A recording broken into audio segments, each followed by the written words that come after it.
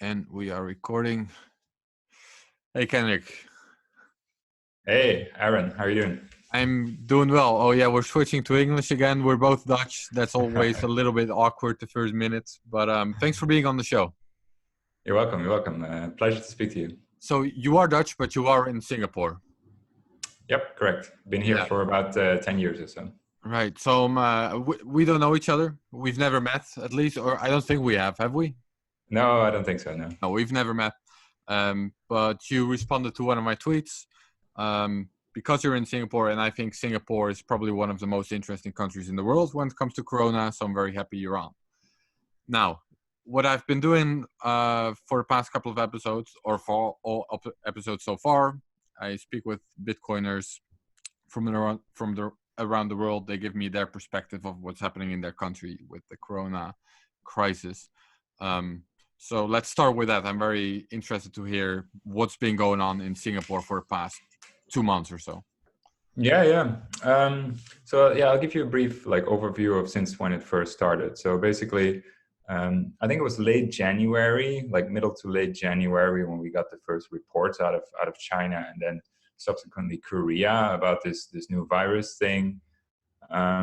I think the first measures that Singapore took at the time was to ban specific flights, like first from China, and then later they banned flights from Korea. Did this happen right away, even in January?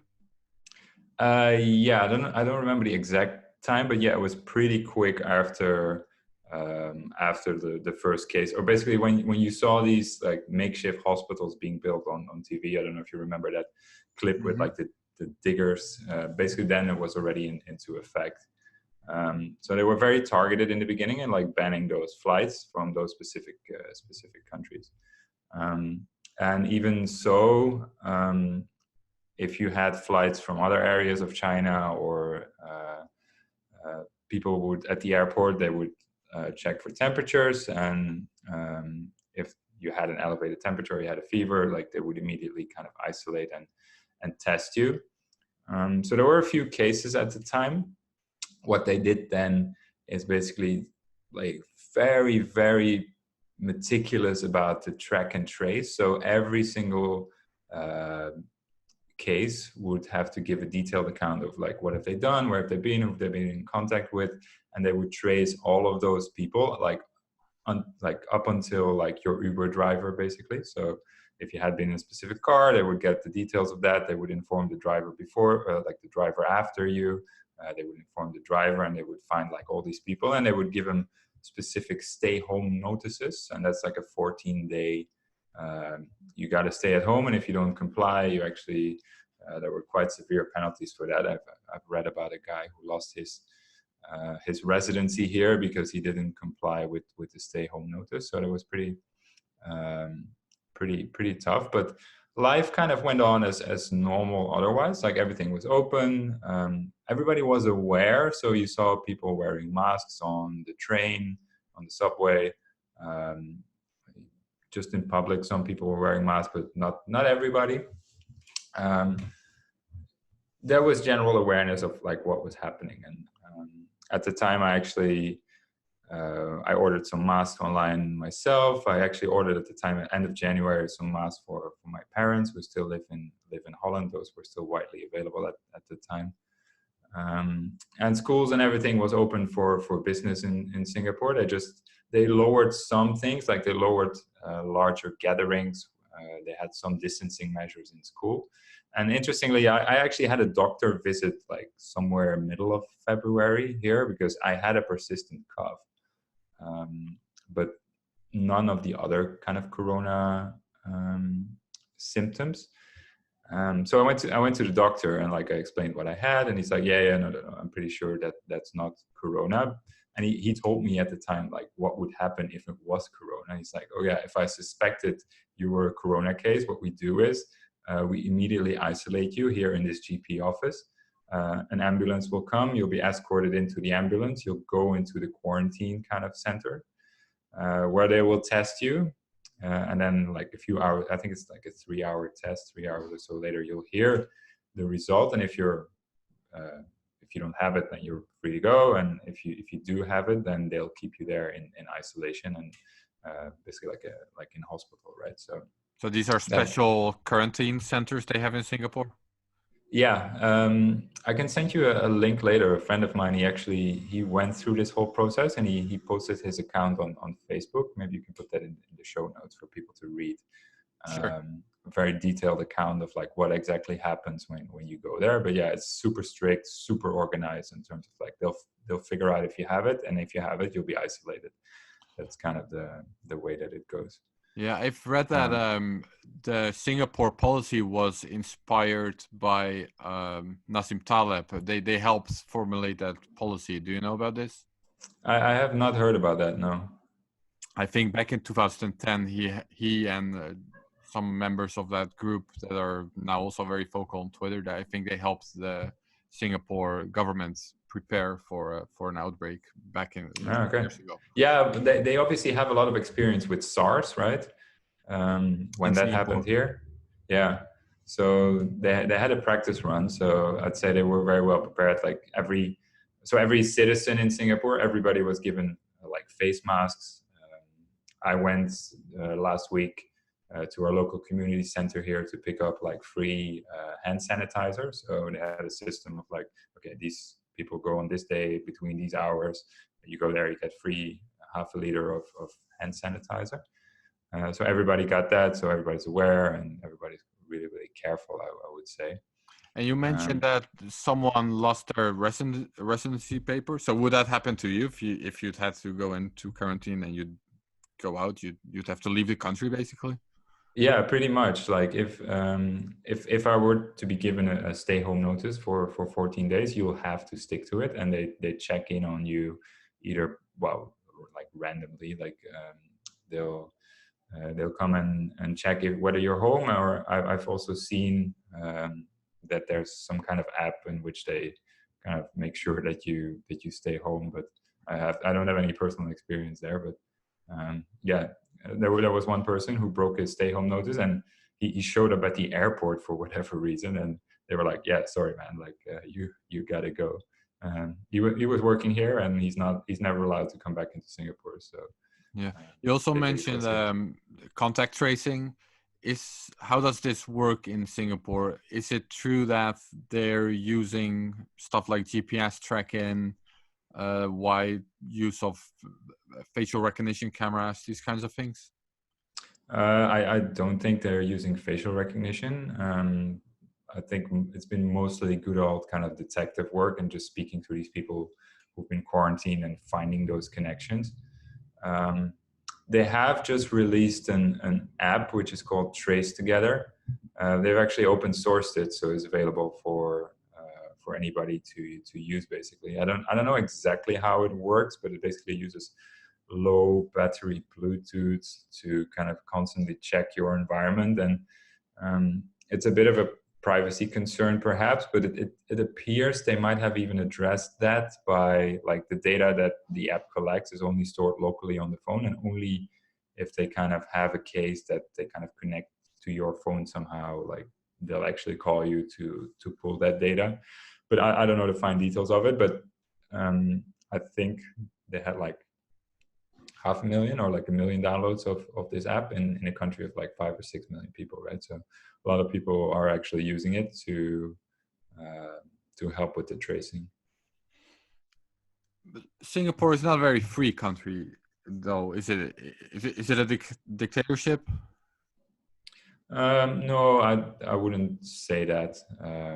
I mean, I have to be careful with kind of specific things that I say, but I really don't think that is the case there.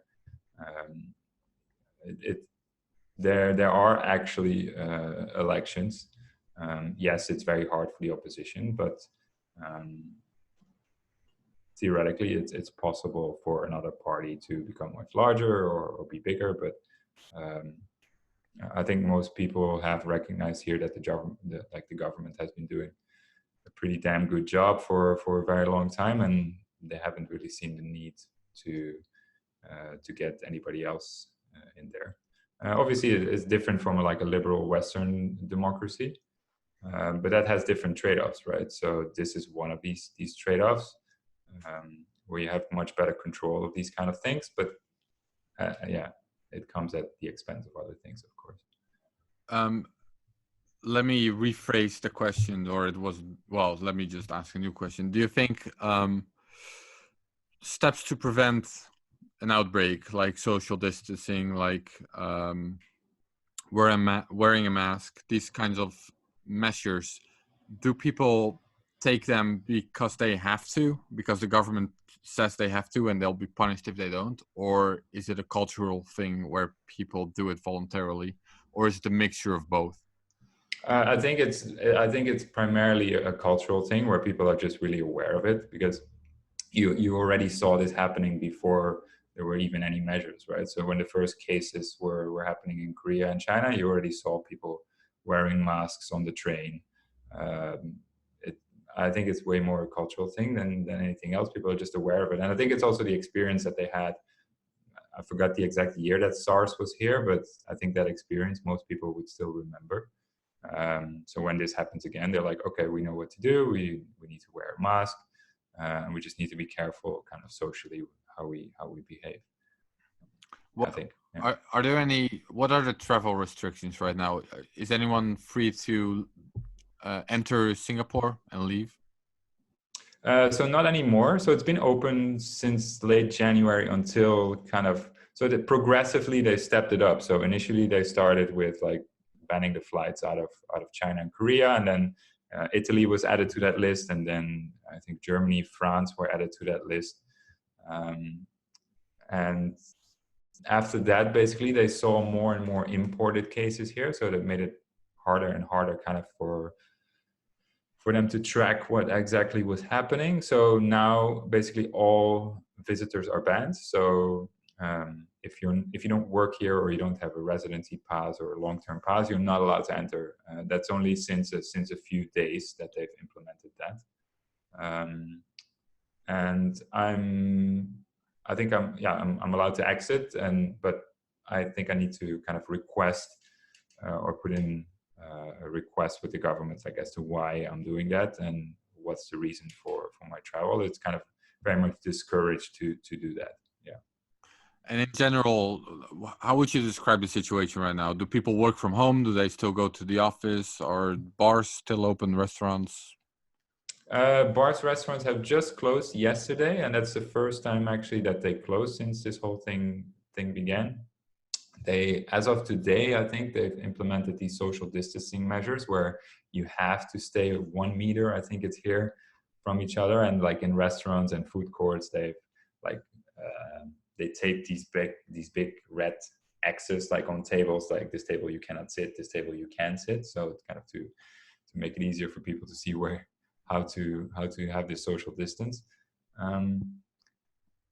So now it's becoming a bit more in terms of work from home, but most things are still operating. As I said, like the past 2 months, it was kind of life as normal. Things were open. Yes, some more people were working from home. Like our office started working from home more and more. But things were still open. As of today, basically, there's more and more things that are closed. And even if you want to enter like the shopping mall now, there's like a queue just to get in with like a 1 meter distance between everybody. So you have to wait in line a bit more to get your groceries and things like that. Yeah, and I think the result of all of this, so the travel restrictions, the masks, not the social distancing, now these closures, they have been pretty good in Singapore, or in fact they've been very good, right? There's not a lot of cases, there's not a lot of hospitalizations, all of that. I'd say, yeah, for considering that it's been going on here for like close to 2 months now, I think they have a pretty tight grip on it. Like they're still able to track most of the cases, not all of them. And I think that's why they imposed these tighter restrictions just like yesterday, because there were more cases that they couldn't track, and a lot of them were these imported cases. But in general, yeah, I mean, if you see how quickly this spreads in other places, you'd have to say they have done a really good job in terms of controlling it. But I think it's a combination of the government kind of having these measures, but also kind of the population being so aware of what's happening and just being super cautious and careful. Yeah. What about the economy? Is that still buzzing, or because we've obviously seen the huge volatility in the West? What is that like in a country like Singapore? Yeah, I think the economy here is taking a big hit. Like Singapore is like a really open economy, right? It's very much dependent on trade and like international relationships and people coming here and conferences and things like that. So the economy is taking a huge hit, but they've just announced like a massive stimulus package here.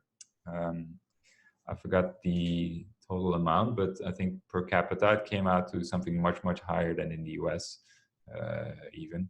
And the interesting part is they're actually able to finance that from their reserves. So there's no government debt. They kind of save that for a rainy day, and now they're using kind of that bazooka to spend. So they're supporting industries that are really hit hard, like travel, tourism, restaurants. So yeah, the economy is going to take a big hit, but like Singapore is so it's so adaptive, I would say, that once this goes away, and hopefully that's not too long from now, that should pick up pretty quickly again. Yeah. Interesting. Now, you're originally from the Netherlands, like me. Yeah. So I think you already mentioned your family in the Netherlands. You bought masks for them, I think you said. So you've probably kept an eye on the situation in the Netherlands. What's your thoughts on that if you compare it to Singapore? It's probably the most. It's been so frustrating. Like I've been watching it since basically since the end of January, and it's been like so extremely frustrating to watch it. And it's just like, oh my god! Like I don't even know where to start. Like let's just say the RIVM, right? So the Dutch health authorities. They are the Dutch CDC basically. Yeah, they are so clueless. Like just end of January, they were still talking, and like you can find all of this on Twitter still, right? Like they were saying, yeah, it's very unlikely that this virus will ever hit the Netherlands or Europe. Like it's possible, but it's very unlikely. And I was like, you just need to hire an intern to basically do a little bit of online research to see how infectious this thing is, and it is your job to kind of protect or at least prepare the country, right, for an eventuality like this. Like otherwise, what are you there for? So prepare the country in case this happens. Like even if you think the likelihood is small, you still have to prepare for it. This is the one job you have. Anyway, they didn't do that, and then I don't know, and I was talking to some of my friends about it, and I was trying to warn them, and like there was just such an attitude of like, yeah, there's nothing happening here. Like, and like, look at the stats, right? Like, look how fast this thing is spreading. Like, look how fast it's spread in China. It's happening in Korea now. Now it's arriving in Italy. Like, it's just math. Like I don't know if it's people can't think exponentially, or they've never seen anything like this, or I don't know what it is, but the KLM, the Dutch airline, they continue to fly to China. I vividly remember them saying at some point, yeah, we've given masks to our stewards and stewardesses, but it's on a voluntary basis. So if they want to wear it, they can, but they don't have to. I'm like, what are you talking about, right? Like this thing is so infectious, and you're continuing to fly to China on and you make this thing voluntary. Like, what are you doing? Like, you're just importing these things.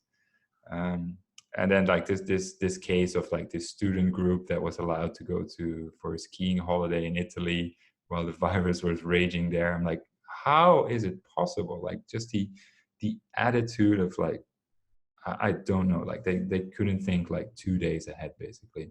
The least they could have done is like prepare by ordering enough masks, ordering enough ventilators, coming up with different scenarios, right? Like making sure that that the hospitals are prepared, testing.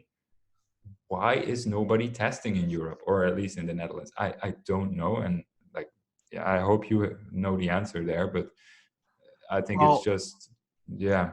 Yeah, well, so the answer they give is there aren't enough tests, but that's not really an answer if you ask me, because then the obvious next question is why aren't there enough tests? Isn't that Yeah, supposed to be your job to make sure there are enough tests? If there are enough tests in other countries, then surely it's possible to have enough tests.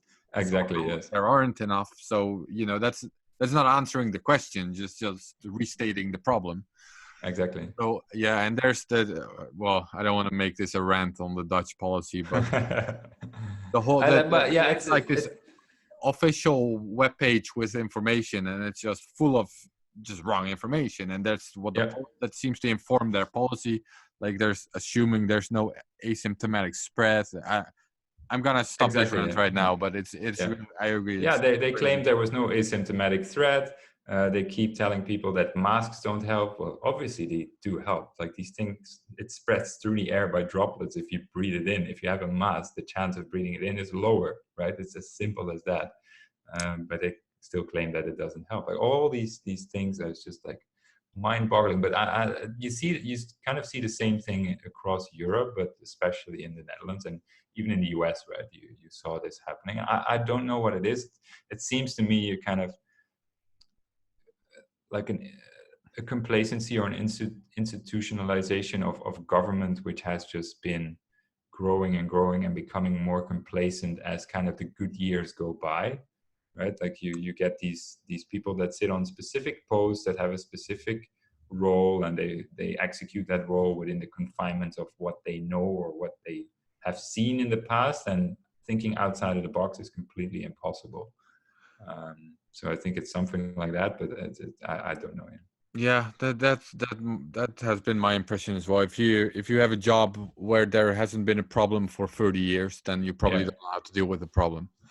How do people in Singapore think about so you're Dutch, so you're taking notice, of course, but this is an issue in Singapore as well. Like, do people look at the West or Europe or United States or Netherlands and just wonder what the hell is going on there, or not really? Yeah, pretty much. That's how it's in the news right now, right? Like they basically closed the borders because they were importing all these cases from Europe and the US. Um, I do think it has a lot more ramifications kind of down the line in terms of how China is trying to kind of manifest itself now in terms of like taking kind of a leadership type of role in fighting the virus. And I think they're trying to gain a lot of soft power with that, and kind of in this specific case with this specific like pandemic, it really shows kind of the weakness or the incompetency of Western style governments. There are many good parts about Western style governments, but in this particular case, it just really shows a like a clear weakness, right? Like they're not able to handle something like this.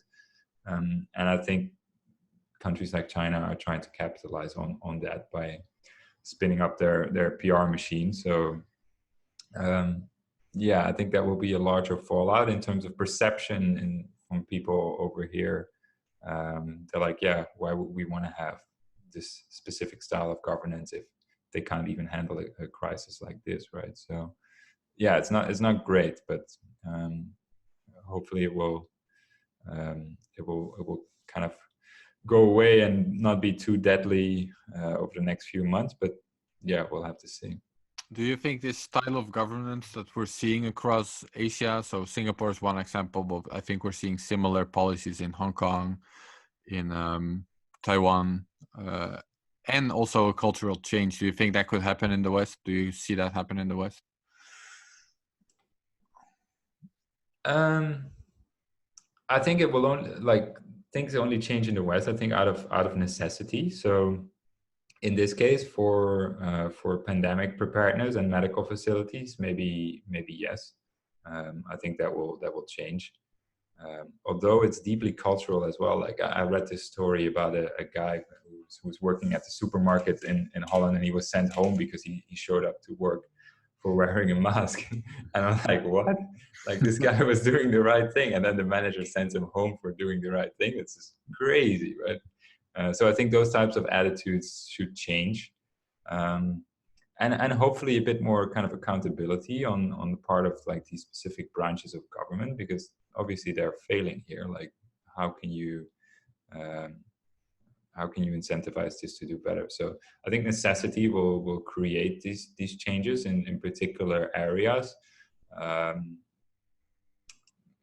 but yeah, that will take some time. Yeah. What's your outlook for Singapore? Sorry. What's your outlook for Singapore in the next weeks, months?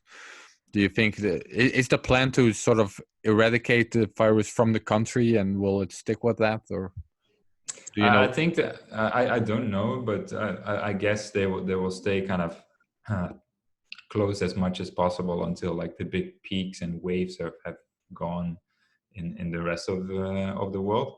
Like, it's impossible to get this virus completely eradicated at this point, right? Like, I just don't think that's possible. But they've definitely kind of flattened the curve here, in terms of that there's sufficient hospital capacity for anybody who falls ill. So I think they'll just I think that's what they're doing. I think they're adjusting the measures according to how much capacity they have here. And over time, that will, I think, determine what the measures will be. But yeah, how long that will take, I don't know. Yeah. But I think we'll have a number of these rules for at least like the next 2 months, I think. Right. Do you think there's going to be any sort of role for Bitcoin in all of this? I sure hope so. I think it's hard to quantify, or it's hard to, like, I see it that way, but like, I don't know how the general population would see it. It's like and that's actually a very interesting one. Like, I saw, you would think that in a situation like this, people would lose trust in their government, right? Or lose trust in the institutions that they're supposed to look after them. That you would think that would be the case. But then there was a survey in the UK where apparently the majority was very supportive of the policies of the government. Well, you could definitely argue that in the UK, they haven't done the best job either. So I don't know what it is. I think it's a kind of a psychological, maybe first response. It's like, you saw that in Holland as well, where the opposition parties were very supportive of the government policies. Nobody dared to ask kind of critical questions. It's kind of the shock initial response. It's like, yeah, we're all in this together. But I think like down the line, you'll probably get some more critical notes and critical voices, and people reasonably expecting, you would think they would lose trust in institutions. And I think it could speed up kind of it's indirect, but it could kind of speed up the story of to why Bitcoin is important and why people should look at it. In addition to that, I think like we have this pandemic right now, but this could very well spill over into a much bigger financial crisis, because we were kind of due for a big downturn anyways. This was just the pin that popped that bubble that sped everything a little bit up. But I mean, if the credit markets freeze up, right, there's so much corporate debt out there. There's so many junk bonds out there. There could be much larger kind of financial implications. So that could cascade a little bit further. But we still don't know. And that could then speed up Bitcoin a lot more, right? If you see major defaults happening, if you see banks going under, if you see more money printer goes situation happening, that will definitely strengthen it. But I think that will be a result then from the pandemic that kind of sped up the inevitable anyways. So yeah, I definitely think so. Yeah, I agree. I also noticed this tendency of both people and even opposition parties to sort of embrace the government's strategy or increase their trust in that. And like you said, not even the opposition parties were asking critical questions, which was strange to see to me. But I think in the longer term, once people start to think about it a bit more, that might change. Yeah, I think because we've been looking at it for a longer time, I think we're just a little bit ahead in terms of our thinking and what we've seen. So you kind of see people catching up to that. I just wish they would catch up a little bit quicker. That would be nice. Kenrick, I thought this was very interesting. So thank you for your time. And Thank you, Arent. yeah, thanks for being on. And Oh, I was just okay. Yeah, that's it. Sorry, I thought there was something happening in the corner of my screen, but yeah. Thanks for your time, Kenrick. Yeah, no worries. I hope to see you at the Bitcoin meetup in Amsterdam someday. Yeah, you should come.